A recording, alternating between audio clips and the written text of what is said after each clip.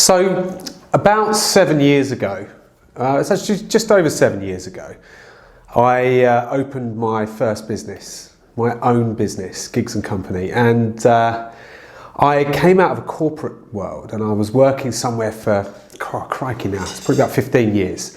And I've learned one way of leadership, which was for me to be at the top and everybody else to follow down.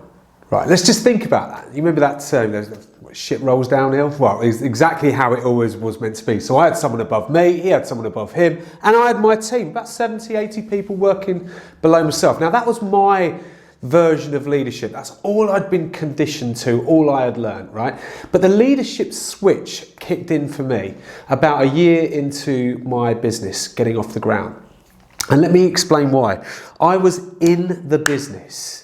I was in the business. What I mean by that is it felt like 12, 14 hours a day, 7 days a week in the business, literally on the front line, being called upon for every single little decision that needed to be made, right? So you can imagine what it's like. I was the fixer. I could solve everybody's problems. It's my business. It's my baby. I need you to ask me about every single thing that you need to go and do. Right, so this is when it kicked in. It kicked in one night, probably about 12 o'clock midnight, and my wife said to me, "What is going on?" And my response to her was, "I've got so much going on in my mind." And she said to me, she goes, just write everything down, write everything down. I said, well, I'm trying to write everything down. I mean, from where I was thinking, I'll go downstairs, sit down at my kitchen side, and I was scribbling and dumping and writing all of these different things down. And as I was writing them down, it occurred to me that all of these tasks, all of these actions, all of these things that I was writing down were things that as a leader, they weren't the things that I'd opened my business to do, right? So I go back to my reason for opening the business because I was unhappy working for other people. I was unhappy not being in control, not having the choices and the balance that I was looking for in my life, spend more time with my daughter, to build something that was ours. I'm writing all these things down. I'm writing down tasks and things and remembering things that this guy needs to remember. And I'm thinking to myself, hang on a minute, I've literally just gone from being in the corporate world and being that particular person and just basically doing the same set of behaviours in my own business, right? And that was one of the reasons why I left in the first place. So I had to make this switch. And this switch was phenomenal for me. And I look back and there was 5 steps that I had to make. And if I didn't make them, I would have fizzled and frazzled, if you like. I would have been out of business probably within the next year, 18 months. Not because I wasn't good at what I was doing. Far from it. We were successful a year in, really successful, but I was starting to burn out. So I started to look at the kind of leader that I wanted to become. And I started to ask myself better questions. And I've talked about that in some of my other videos. And the first step was how I led myself, right? How I led myself. And there was a saying that I learned many, many years ago when I first met my wife. And she said to me, you've got to learn to love yourself before you love anybody else. And actually at that time, I didn't love myself. Just a little secret there. And actually the moment that really changed for me was when I started to figure out that there's a saying in leadership that I think should be applied. And that's that you've got to learn to lead yourself before you lead anybody else, right? Makes sense? Well, actually, if you look at yourself as a leader and you ask yourself, would I want to work for me? Would I be inspired by me?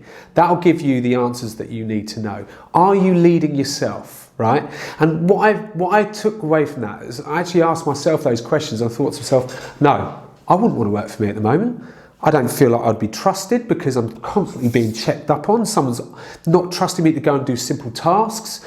And I started to realise that actually all of these, up to 2 or 3 pages, I brain dumped all of these things that I'm doing on a regular basis. And it's one of the things that I coach my guys around when I work with other leaders. It's the first question I ask them, what are you doing, right? And it's amazing how many of those tasks would be responsibly empowering for the other people in your organisation. You know, they would want to go and do them. And in fact, because they would have less, if you like, to do, they would do those things better than me doing them myself, because I've got this whole list of things and it's becoming a checklist, a tick list. Really not empowering at all. So learn to lead yourself, walk your talk, become a leader that you would want to work for and be inspired by. For me, the second bit really the big switch for me came after that, and that was, I work for my employees, right? Just think about that for a second. It totally goes against what I'd learned about being a boss, right? I work for my employees.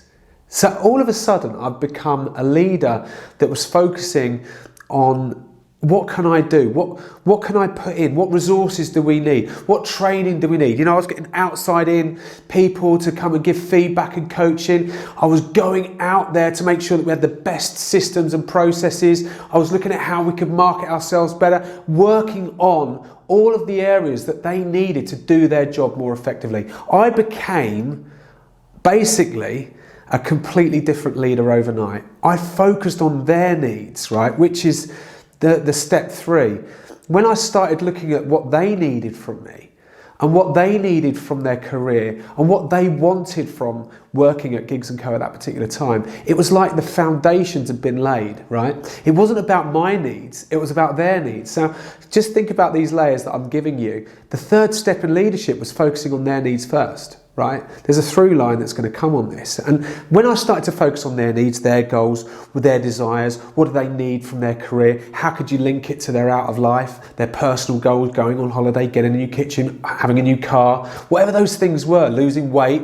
We really found some magic in and around that. And as a leader, getting them to do the tasks and the actions, right, which comes next, right? When you're looking at step 4, which is all about goal setting, focusing on their needs, their goals, you started to look at how much those things meant to them.